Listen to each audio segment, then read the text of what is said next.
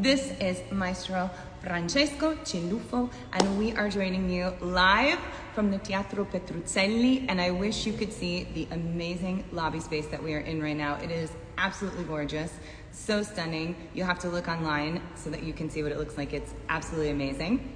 Francesco is our wonderful conductor of Tosca here at Teatro Petruzzelli, and I am having an amazing time working with him. And I thought it would be great to pick his brain a little bit about Puccini and about Tosca and share some of that with you guys and share some stories and, you know, have a little fun on a Saturday morning. So I hope everybody got their coffee. Hi, USA, good morning. Hi, Europe, good afternoon. And hi, Francesco. Hello. Thank you Hello. so much for joining me. And Pleasure. thank you so much for being here to give some information to the young artists that are watching. So for those of you who don't know, Maestro Cilluffo is from Torino.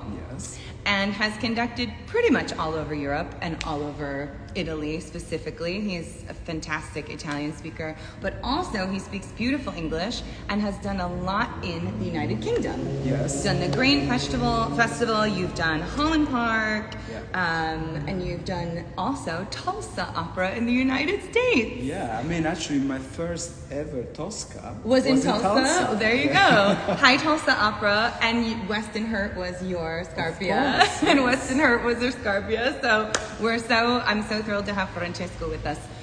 We're gonna sort of focus our chat all about Puccini and about Tosca. So if you guys have some Puccini questions for the Maestro or for me, please put them in the chat and we will make sure that we get to them throughout the chat here today. And if you have more questions when I post the video in the feed, you can certainly ask questions there.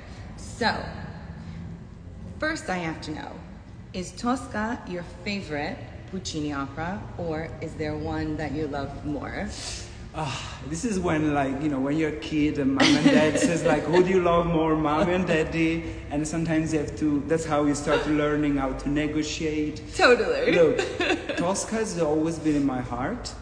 It depends on which mood I am in, but most of the time I would actually go for Fanciulla. Fanciulla, I knew you were going to say that. Yeah, not as popular as Tosca. Maybe, it's also much more difficult to see live. Much more difficult. Yeah.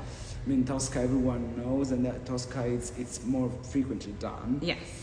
But it's up there. I mean, I think it's between Fanciulla and Tosca, and may sometimes Turandot, according to the mood. But I mean, it has to be one of those three, I think. Yeah. Most conductors say to me Fanciulla, because it's like a tone poem and it's like a big orchestral piece that the singers are also voices in the orchestra, so. But I have to say, since we're talking about Puccini, I think Fanciulla was his first opera which was premiered abroad. Mm-hmm.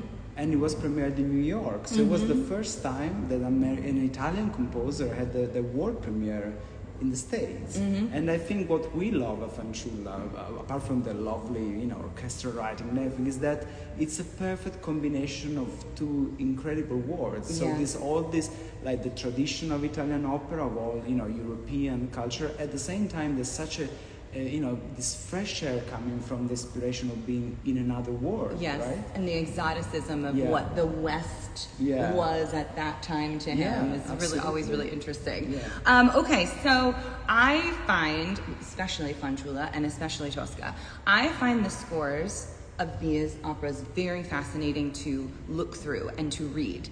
And I always tell young singers who are singing Puccini, any of the Puccini roles, even Bohème, I always tell them to do their detective work and really look through the score and find the clues that Puccini has given us in order to sing these roles, because really if you do exactly what is in the score, they are easier to sing and they sing themselves really.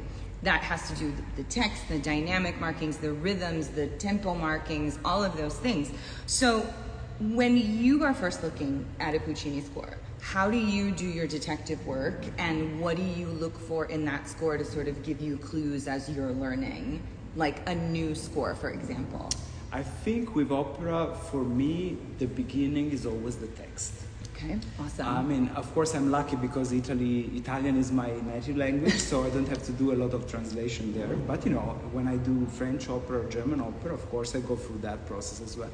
I think, especially with Puccini, because contrary to what is known as bel canto of all the repertoire, Puccini wrote in a moment in which opera was already almost like a cinematic experience.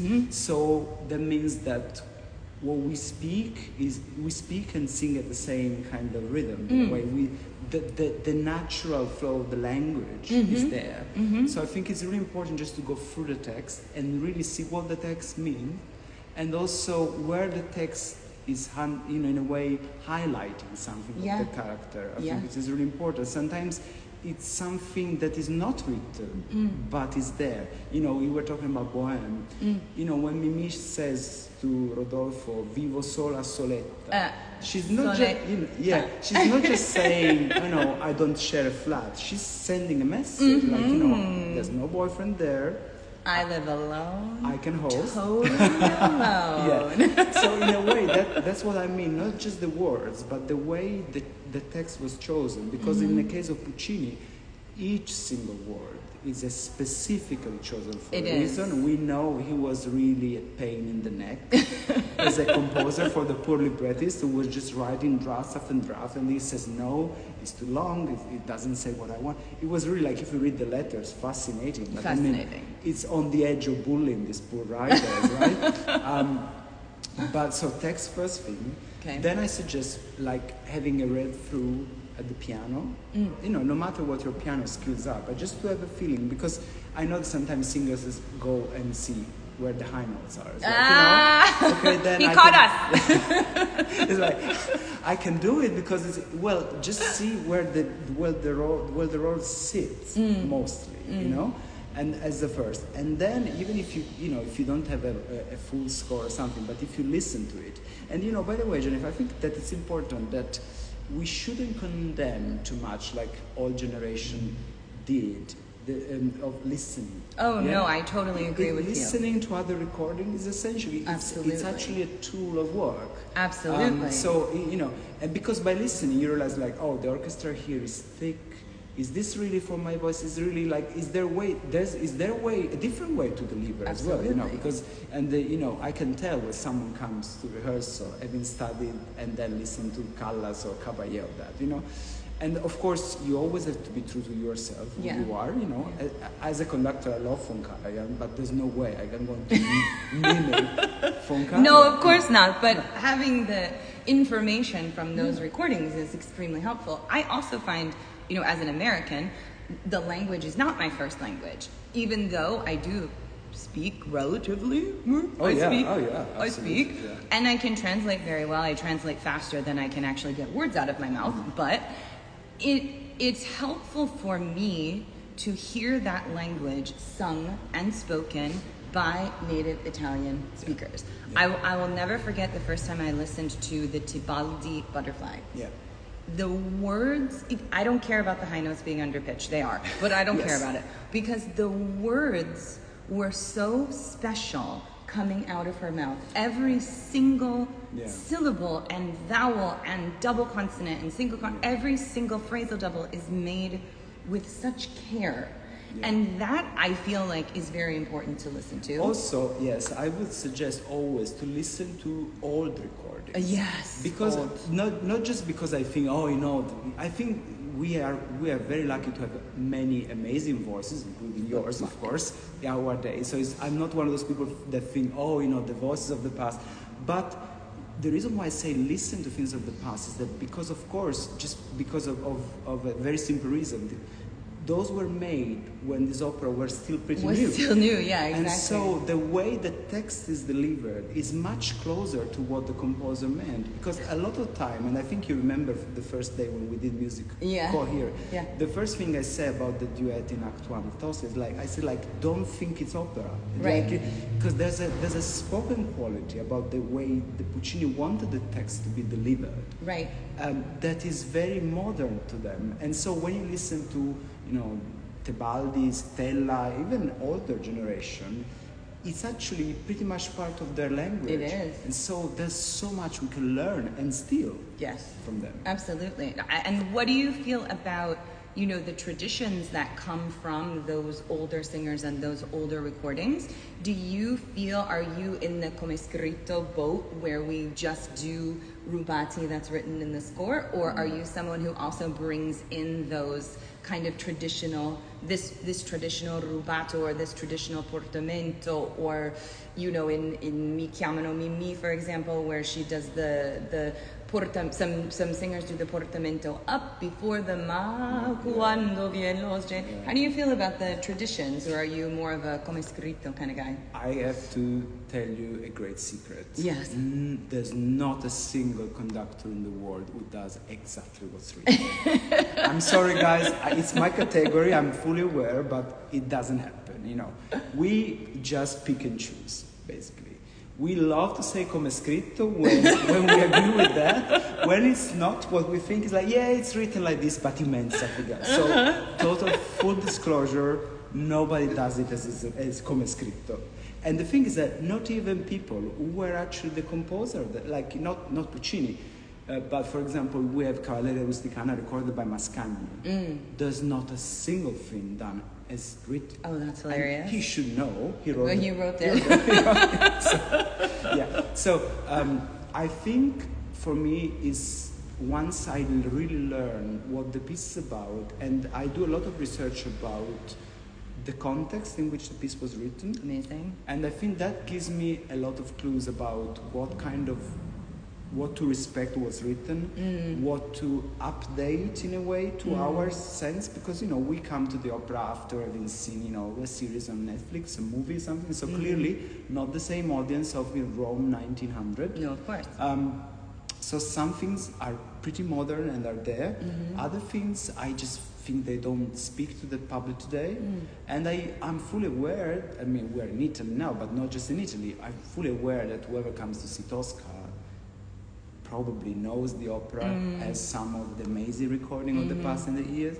So I know where to think, when I think, you know what, this traditional thing is great here. And in other times, you know, I'm sure you remember when I asked you, for example, to sing È morto Yes,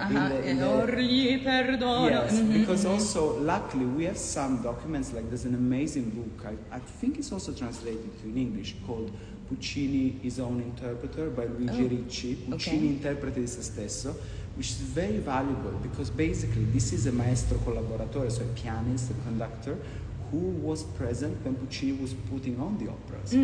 So he would tell you, Puccini didn't write that, but he loved doing that. All that. I think and I never heard of this book before. I'll put the book in the caption when I post this up later, and so that everyone can see what that is and look for that. Yeah, it's amazing because it tells a lot of things, especially from the singer point of view. So, amazing. You know, I need to read that. Well, as long as you work with me, then you're safe. Yes. So I back to the text, because I find it very interesting watching you conduct. You are with me and my text all the time. You know what's coming before it even is coming out of my mouth, and you know everyone's lines. So then when you're cueing, like you're not looking at the score, you're cueing and you actually have the words like happening in your mouth. Yeah. Do you memorize the entire opera? Is that a part of your process, that you memorize everything so that you're always with us? I don't think that I consciously set up to memorize. I mean, that's why I always have the score. But I think, especially if it's an opera that I've done an awful lot that I know, like Tosca, I hardly have to really look at the score. I think the important thing for me is the study before getting to the rehearsal. Yeah. Okay. I always say, like, you know, when I have an assistant, when there are young guys or girls coming up to me and say, you know, what's your advice about being a conductor? And I always just keep saying the two things. You have to be the most prepared person in the room, and you have to be very clear. I tell them the same thing. You must be the most prepared person in the room. I'm glad you agree with me. Yeah. Well, also because, I mean, a singer has a responsibility for his own or her own part, but as a conductor... Look at all the hearts.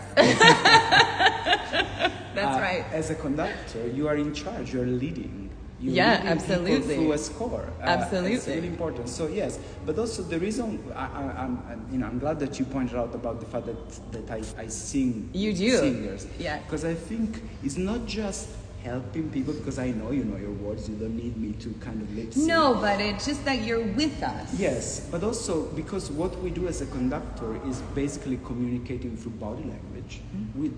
When people say, "What's your instrument?" Well, my instrument is my body. So in a way, if I'm talking, if I'm conducting and I'm singing with you, the way the body shapes itself and therefore, inspires a certain kind of sound reaction. It's part of that.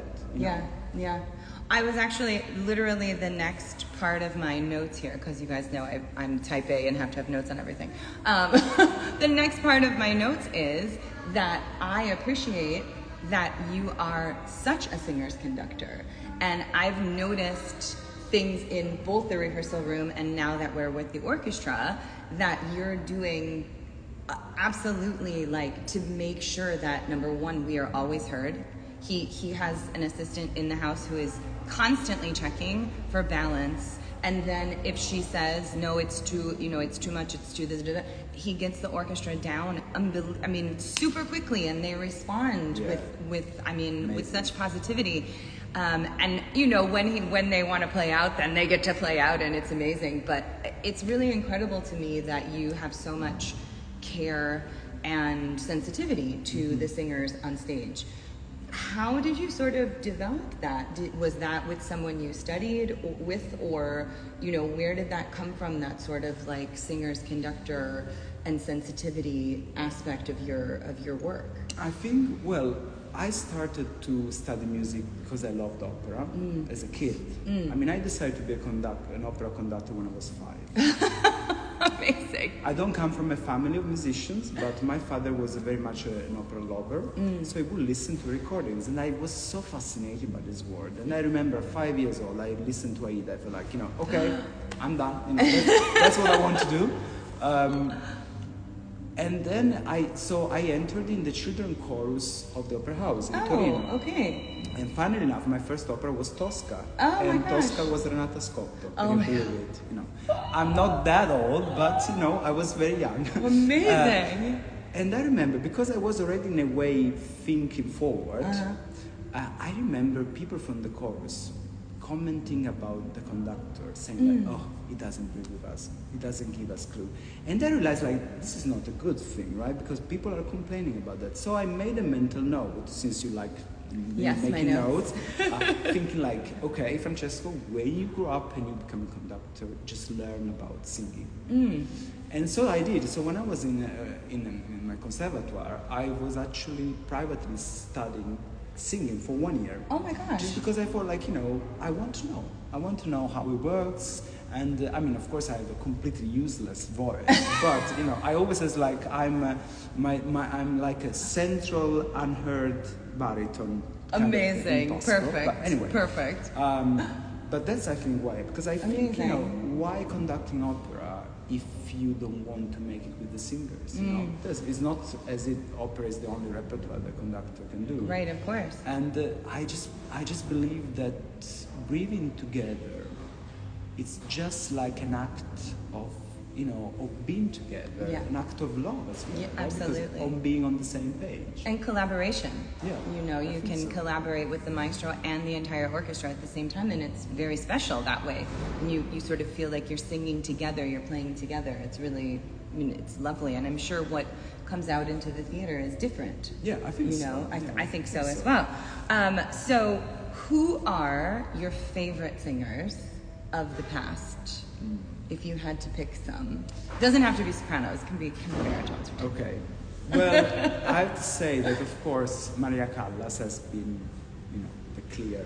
Definitely. And then after her, Renata Scotto. Then for tenors, definitely Giuseppe Di Stefano. Oh, Di Stefano, amazing. Yeah. Baritones, I would say it's, of course, Tito Gobbi as well, but also like in more recent years, like Giorgio Zancanaro. I think, you know, the kind of noble tradition of Italian Verdi baritone, that's what I like a lot. Me too. Generally, I'm not a fan of just pretty voices. I mean, I enjoy, of course, you know, listening beautiful voice, but for me, it has to be part of the picture. And, you know, I don't care if the voice is not conventionally beautiful, as long as I feel that it's delivering something to me emotionally, and I feel there's connection with the text. I love that. So we can all take that, I think, you know, especially into the audition room with us, that there are people who are listening, and, you know, they're listening for you to give them something. They're listening for you to move them, and maybe it isn't the most beautiful voice that came in today, but if it does something to you, you know, I feel the same way. I love voices that are unique, and I love people that are unique. I love people that storytell. I love people that the voice is a part of the storytelling mechanism and comes from very deep within. There's something I always say, like, I need to hear in an audition or when I go and see a performance as an audience member, I need to feel that the singer needs to sing in that moment. That is not just something happening there, but like almost like, I'm not saying that his or her life should depend on it, but I feel that you need to have the need to do that. Oh, I love that. I think that's, and also because you were saying about giving advice about audition, and also for when I had the first music rehearsal with the cast, I always was like, I don't mind, you know, I'm not for what I call the Montserrat Caballé competition, right? Because sometimes singers think like, you know, if I never breathe, then I get extra points. And I say, like, I don't care. I mean, I have some ideas about where breathing would be good for the music, for the line of the phrase, but I don't like to kind of command breathing, because each one of us has his own body, as long as I feel that you breathe because there's a reason there, but just not breathing the longest possible moment, just because thinking that it's I'm wise. awesome and have the biggest breath support. It doesn't really do much for me, I have to say. It doesn't impress me. Like, you know, it's great. I mean, good for you. You can hold a note or a phrase for 4 bars. Great. But what does it do? You need to deliver that to me in a way that matters, I think. Yeah, makes sense. So I know there's another thing that I noticed in rehearsal, and actually I've had a couple of Italian conductors say to me, you haven't said it to me, but I see it happening. They have said to me, I want you to know the score so thoroughly that I don't have to cue you. And I have noticed in rehearsal that with me, you don't have to cue me. And you look at me to make sure that we're looking at each other and we have connection and we're, you know, making music, but there's not we're not doing this. And I've had, like when I did Butterfly the first time, Maestro Montanaro said it to me, I don't want to cue you. I want you to feel where you are supposed to come in. You know this music so like innately inside of yourself that you are supposed to come in because it's natural for what the character wants to do. When you're working with singers, and this is definitely something that I wonder, do you want a singer to be so prepared and know it so well that you just can feel like, I don't have to cue that person? Like, I can make music with that person and she's always going to be there. Well, I have to say, in your case, I think I know that you don't need that much cueing. Also, I think I have a personal feeling that cueing is often considered to be just the cueing when someone starts. But I think it's very important. I always say to the singers, like, don't look at me for the cue to the start. Look at me on the second bar. Because it's very risky, especially if it's a very intense production, let's say, that, you know, you take your cues, okay, got it, and then you think, okay, I know the tempo, and then I start moving around, and then you lose touch. You lose touch, I think I was like, you know, check the second bar, don't check the first one. Having said that, I think I just naturally stop the cueing when I see that someone is very prepared and doesn't need it. But I also have a maybe different approach about the cueing from other conductors. I think cueing is important, and I think generally at the beginning I always do it. Yes, in rehearsal you did. In the rehearsal room when we were doing staging, and you were always like on top of that. But because what I was saying before about the being clear as well, I actually think it's an ethical thing as a conductor, because can you imagine if you were to lead a group of tourists, let's say in a historical site, they have the right to know where they're going. Yeah. And so do the orchestral players, and so do the singers. Yes, absolutely. I mean, I think this comes from maybe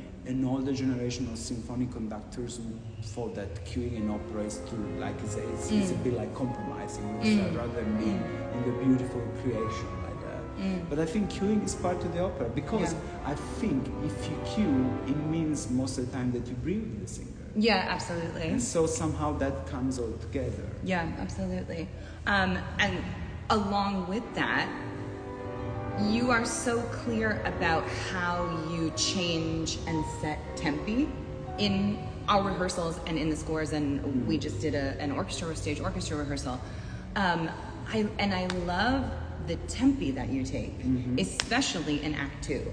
In Act 2, there's so much movement, and it gets so intense, and literally you don't let it let up ever. And I haven't really had that experience, but I gotta tell you, it's easier to sing. It's easier to sing that way. Is there, I'm sure you've done it many times, but are there cues in the score where you're getting those particular tempi from, or is it just something that you feel, or from recordings, tradition, like where is all that coming from? Well, I think there's not just one answer. I think there's one. I think it's a mix of all the things you said. I think, I've known by heart Tosca since I was a kid, so in a way, a lot of this comes with me. But then I went away from the recordings and what I knew just in order to study, and a lot of that came natural to me. Especially, I think for Puccini, especially. It's tempo relation, I think you can only judge if something is too fast or too slow. Well, first of all, with the text, because the text has to feel comfortable in the articulation. Sure. And then secondly, the way the score is written, which is a perfect score. Yeah. There's not one single note wrong. Truth. The way tempo relation are, it feels natural to you. It feels very organic in a way.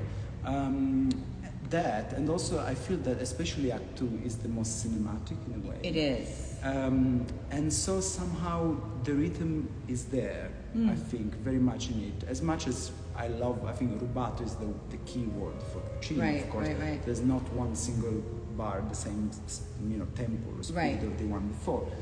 But yeah, there is. I think it's a combination. It's a combination thing, and of course it also depends on the cast. I think there are. Sometimes something works with in a certain context, acoustic as well, of course. If it's what we call, a wet acoustic or a dry one, you may have to adjust in order to what resonates in the audience or not. So I think you have to take a lot of factors into account. Yeah. So do you listen when it comes to the singers? We have a concert tonight here in Bari, so you're getting a little preview. I hope you guys can hear us. If the audio is bad, please put us a little comment in the chat, and I'll try to make the doors close or something. Sorry, just jumping back. When it comes to the singers that are sort of in front of you, what do you listen for from the conductor's podium to determine those tempi and how fast you can go in a singer's voice? Are you listening for, is the voice blooming? Or are you listening for, can they get the text out? Or what do you respond to when you're putting those tempi together? I think, again, the word is breathing. Breathing. I can tell, I know that sometimes some singers are really scared of saying to the conductor, sorry, this is too slow, this is too fast for me.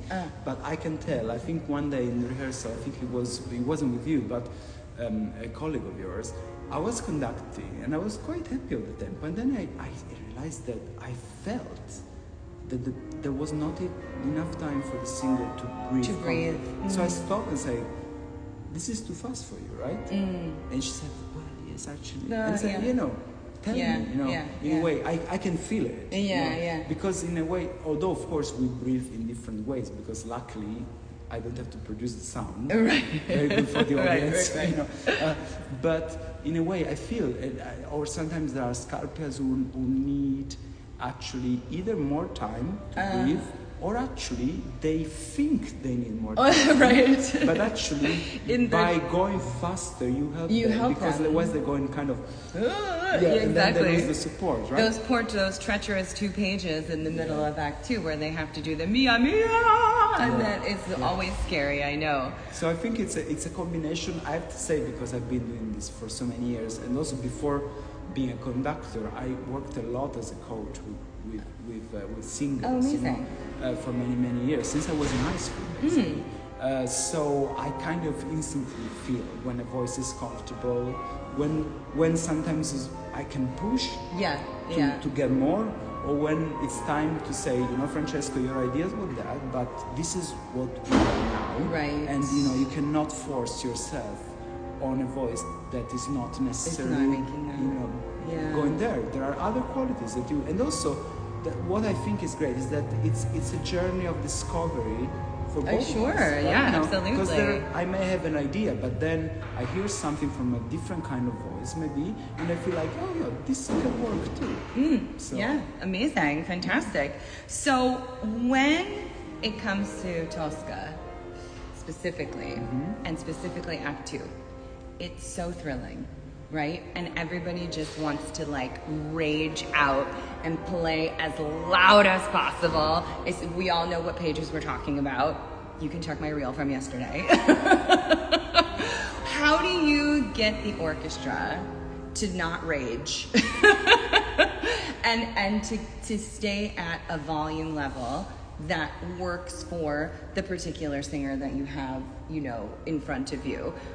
Obviously, I am not a dramatic voice, spinto sure, but not a dramatic voice, and I don't have that cut all the time that gets me straight out over the orchestra, like incredible Sandra Rovanovsky, who literally when I worked with her at the Met in Tosca, you heard every single note, no matter how loud that orchestra was.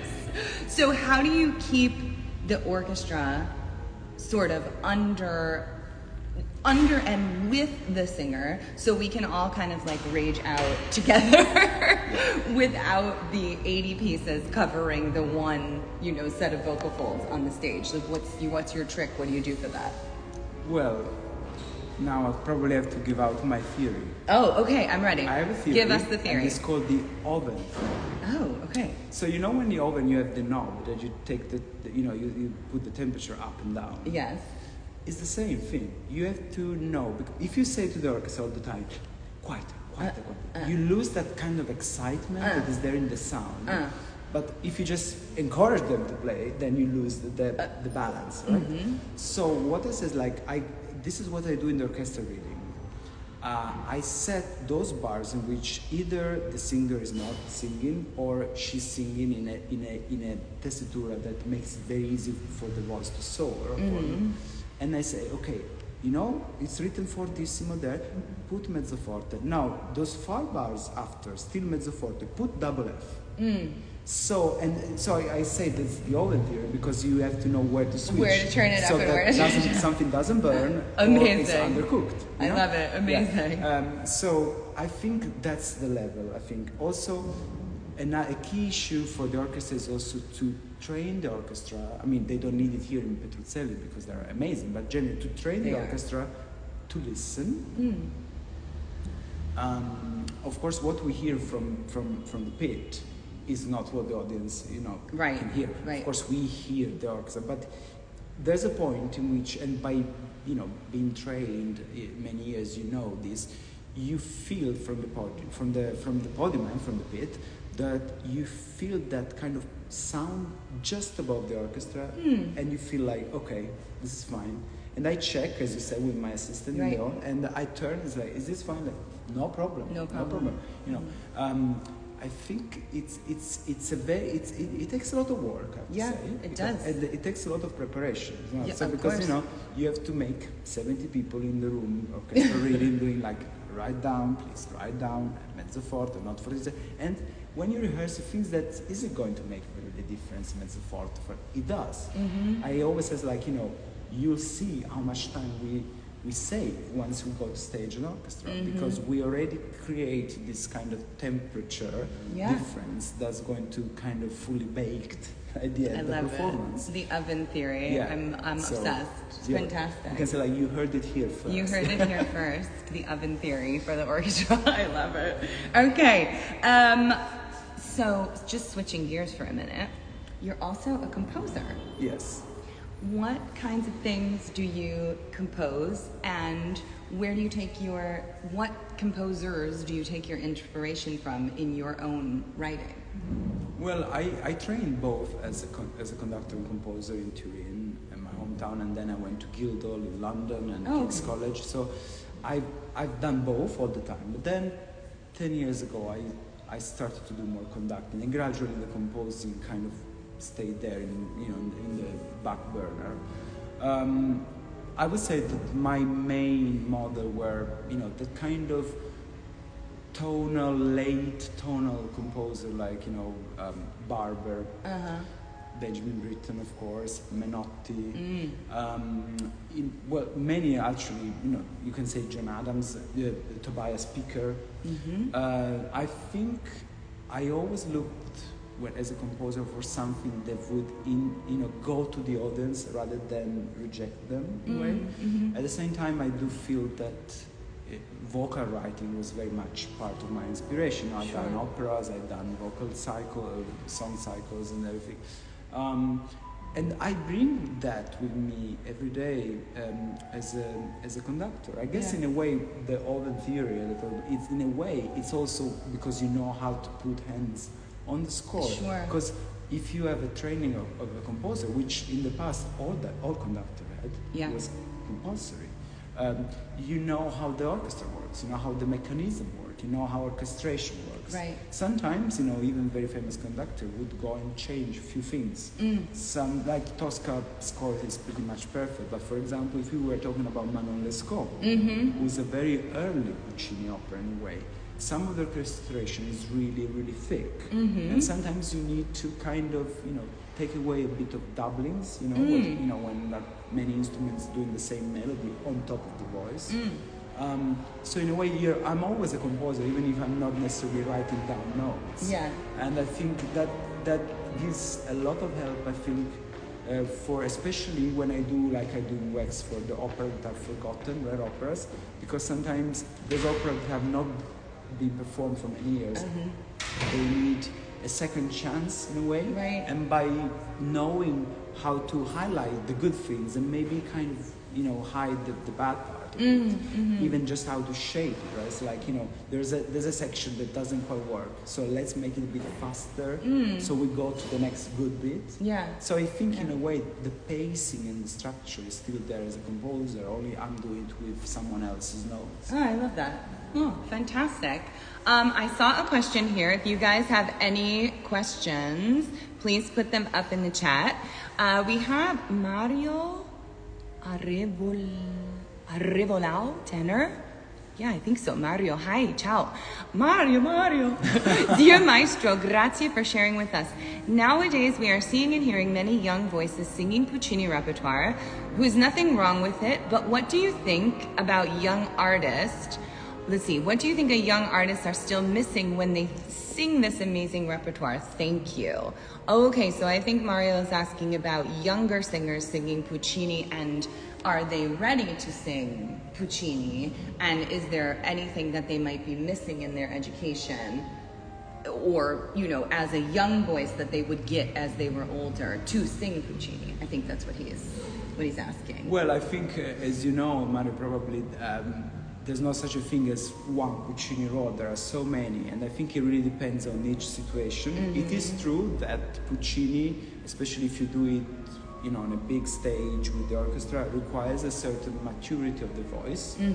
And by maturity, I don't mean just anagraphic, but experience. No, absolutely, absolutely. There are some parts, some roles, like for example, smaller roles in Trittico or Manolesco, they can perfectly be sang by someone fresh out of college. Absolutely. And the guys in Fanciulla, the minors. A lot Tons of roles there. The so-called comprimario roles, of course. So it really depends. I think it's not just a thing about Puccini or Verdi. I think generally, as a young person, I know you do a lot in this, you need to be mentored by people who have your health, vocal, mental health, and safety at heart, I think. So, yeah. Listen. Yeah. You're so right. Vocal health, mental health, and safety. Yeah. Because if you do take on things, for example, let's say you're 25 and somebody says you should sing Manon Lescaut. If you don't immediately go absolutely no, then you're not being mentored well, right? Because I've sung Manon Lescaut and there's a big score. Yeah. There's a big score, it's a lot of big singing, and it's a lot of emotion that you need a little age. You gotta go through some stuff to feel that. So, Mirella Freni never performed Madame Butterfly live. Right. Because she said, it's a big role, it's long for me, and emotionally, I'm not sure I can arrive at the end. It's so emotional. And she's one of the best butterfly in recording that Absolutely. You can find. There shouldn't be any feel of shame and say like, it's too soon for me. Yeah, absolutely. I'm not ready. Because chances are that, especially if someone is young and has been blessed by God by, a great voice, maybe you can do Manon Lescaut 25 somehow, but the problem is that what happens after 5 years? Right. Exactly. Also because unfortunately the way the market is nowadays, we love things to be, to be really ready to go. And so it's terrible to see that there are some incredibly talented singers who are exploited, because that's the word. Yeah. Exploited by maybe sometimes manager or agents or teachers or family as well, pushed too soon into something that they could be maybe amazing 10 years time. 10 years, exactly. And I think it's, Francesco, we talk a lot on these chats, we talk about your team. And we talk about building your team, and we talk about who your team, who is a part of that team, your voice teacher, your coaches, your diction coaches. That team can also include maestros. Yeah. That team can also include your maestro that you've had a really good, collaboration with. Yeah. And you can ask questions like, what I'm thinking about going into this repertoire. What do you think about that? What do you hear? Etc. Actually, Angelo, our mutual friend from Stage Door, the head of Stage Door Agency. Hi, Stage Door, if you're still there. I thought I saw you came on. Angelo said to me, ask Maestro what he thinks about this specific repertoire for you and for your voice. He's hearing you in the theater. He's got his ears on your voice. And I think that was fantastic advice from him, because you're hearing my voice 20 feet in front of you. Yeah. Right? You are allowing the orchestra to either, play out or stay back based upon what I can do. Yeah. And so, asking a maestro's opinion about what do you think about this repertoire, or what do you think about this aria, or this or that, I think it's a fantastic thing to do. And something that we as young singers, especially at conservatory and things like that, we don't do. Yeah. I don't think I ever went to Maestro Efron at Indiana University and said, hey, should I do this? Or what do you think, what repertoire do you think, would be good enough or would be good for where I am, right now in my vocal training. And I think that's actually, we're missing out on that member of our team. We're missing out on those ears that aren't listening necessarily for the technical side of things or the acting or whatever. They're actually listening to what you physically can do with an orchestra in a theater. And that's important. Yeah. So make good colleagues with your maestros everywhere you go, guys. Yes, well, it's good. Sometimes I have singers that work in the past who would, my WhatsApp sometimes feels like a generic, like an audition panel almost, because I get I'm auditioning tomorrow. Should I bring this or that? Do you think I've been offered this? And I love to do that.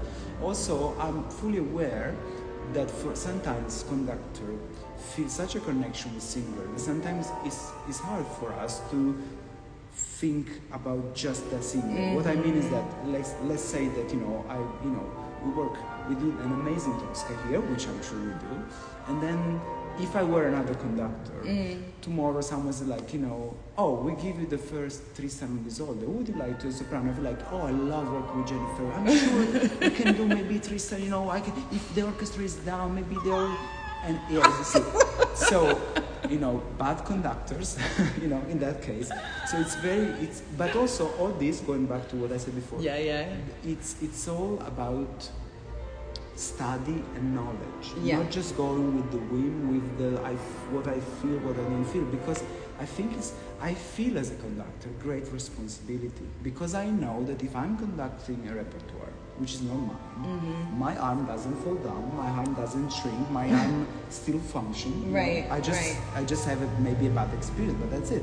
With a singer, we're talking about a whole life. We're talking about the end of a career. Yeah. Absolutely. And I think, so that's something that the conductor should always... Big stage doors waving at us. Hi!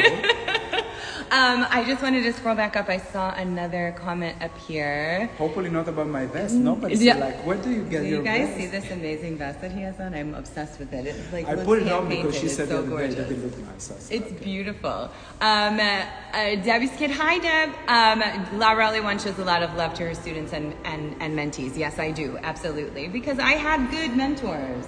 I had wonderful mentors. Martina Arroyo was, so protective of me that when I met her at Indiana University, I was talking to someone about this the other day. When I met her at Indiana University, her role preparation class was like coveted. Like you couldn't just register to be in her class. You had to check with like the whole voice faculty, you had to get permission from the dean, and then you had to get permission from her to actually be in that role preparation class. Because it was, literally the best class I've ever taken, ever, at any university. She was amazing. She was amazing, and she taught us just everything that she knew. And I'll never forget Martina saying to me when I left IU, you have to get someone to help you stop your jaw from shaking. And was very, very honest about it. And she was like, whoever your teacher is next, you have to get them to get that jaw to stop shaking. Because it's shaking because you're not on your body, and you need to get on your body, and you need to support that big voice. And so you need to get this out of the picture. To have someone just be honest with you and take care of you like that, that set the tone of how I mentor. I'm totally honest, but am totally happy and willing to share all of my information and everything that I've learned, because I would prefer you have the information, and that's why we do these chats with wonderful maestros like Francesco, because it gives us more information that we can take into our everyday lives, into our role preparation, into our auditions, into all the things, It's super, super important. Let's scroll back down here.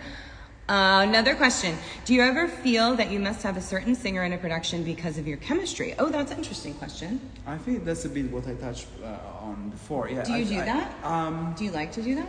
I like, of course, if I work well with someone, I love to find her or him again in a production.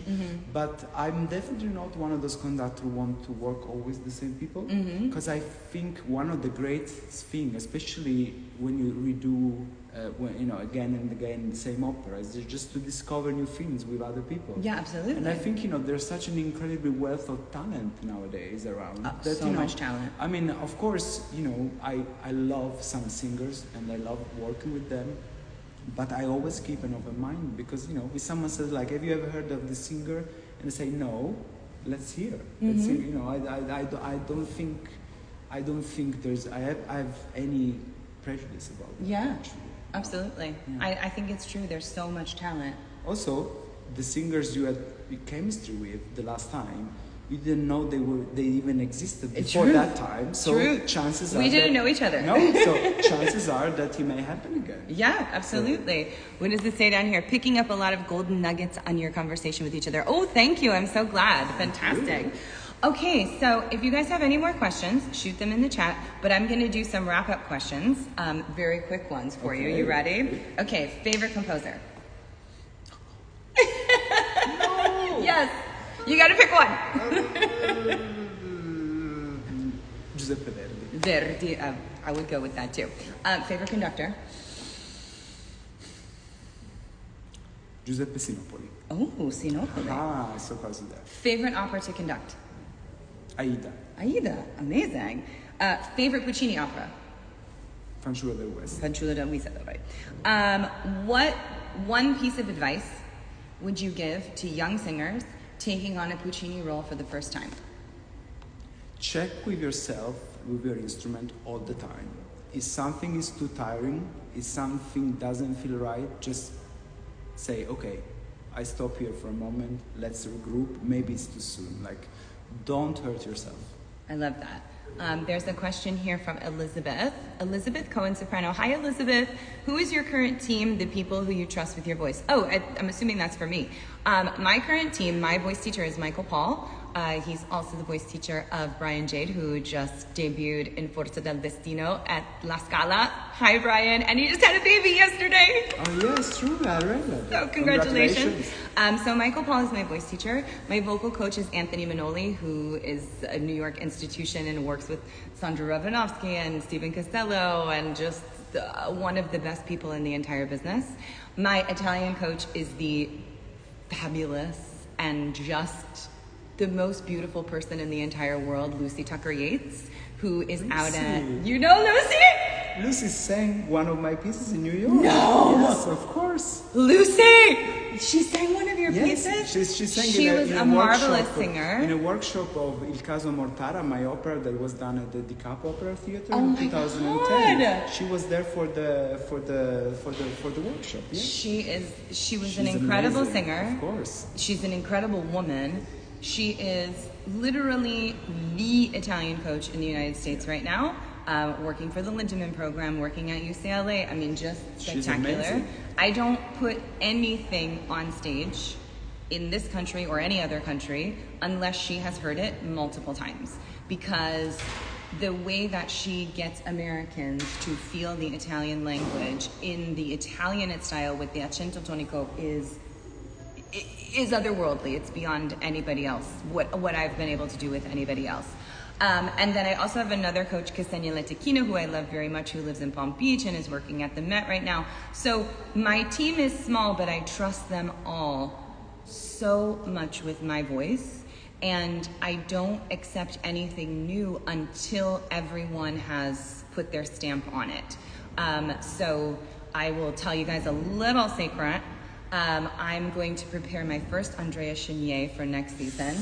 Ooh, I'm so very excited. jealous of whoever the conductor is going to be. I'm so excited. But that was one of the ones that we have sort of been talking about for a couple of seasons now. And, you know, trying to determine, are we ready? I tried the aria first a couple of years ago, two summers ago at a recital in Munich. I tried the duet first and just taking small pieces and making sure that it was going to be something that was going to be good for my voice. And now we've come to the conclusion that it's time. So she's going to make an appearance next season, so that's exciting. But I don't make that decision without that team. The team is really, really important. And for my singers that I work with and the singers that go through ARIA Boot Camp, I try to be that as well for all of them, because it's really important that you don't make decisions instinctively just based on, oh, I'm a young artist and I need to work, right? That sort of desperation of, I must work, so I have to take everything that's thrown at me. No, you don't have to take everything that's thrown at you, because do you want to be a young artist or do you want to be a professional? If you want to be a young artist and that's as far as you want to go in the career, okay, do whatever they ask you to do. But if you want to be a professional and you want to be someone who works for a very long time, and I would like to be someone who sings for at least 20 more years. I would love to be Sandra Ravinovsky and be at the peak of my career and at the best I've ever sounded in my life in my mid-50s. I would love that. That would be incredible. But you don't get there without the guidance of that team saying to you, okay, this is the arc of the repertoire, this is how we build the next several seasons, this is how we get to the Turandot, right? And we all know that Sandra went through the coloratura repertoire, she went through the Norma, she went through the Queens, she did the Verdi coloratura stuff, she did, all before she got to the Tosca and the Aida and the Turandot and all of those things.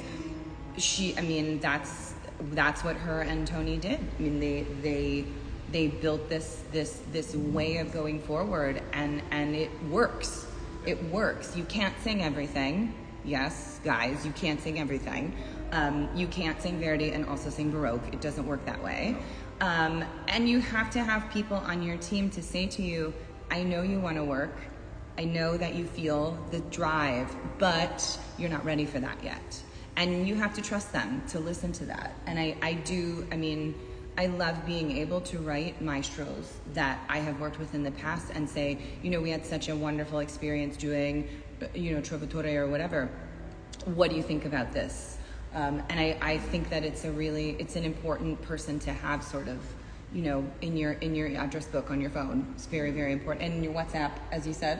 Yeah, WhatsApp. Okay, so to close it out, since Facebook and Instagram is going to kick us off here soon, what advice, and I ask this to everyone, what advice would you give to your younger self?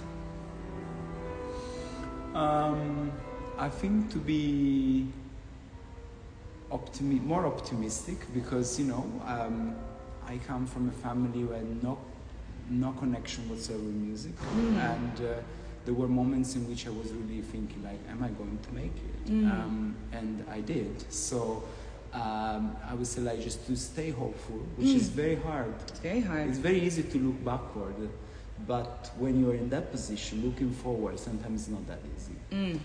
So I think just to keep hopeful and to do what I have to say my father taught me, which is my father knew, even if he was a musician, that this is a world in which there are so many factors to make a career, but that if you study hard and you really believe for something, really fighting, provided that you have the talent for that, then it somehow pays off.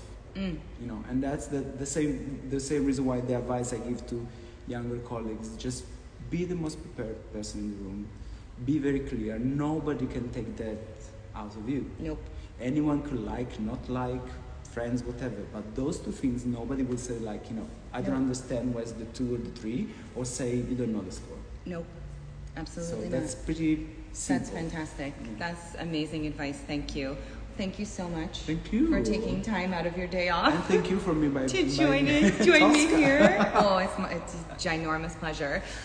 For those of you who are watching us from Bari, we open next week on Friday. I know. Friday, December 20th is our prima here in Bari at the Teatro Petruccelli. Please come and see this glorious Tosca. I promise you won't be disappointed. You're going to leave like raging out. It's going to be amazing. And thank you. Thank you for caring for singers, and thank you for your brilliant advice, and just thanks for taking care of us voices up there. My pleasure. Have a wonderful weekend, everybody. Happy holidays if I don't have another live before the holidays, and we'll see you soon. Bye, everybody. Bye.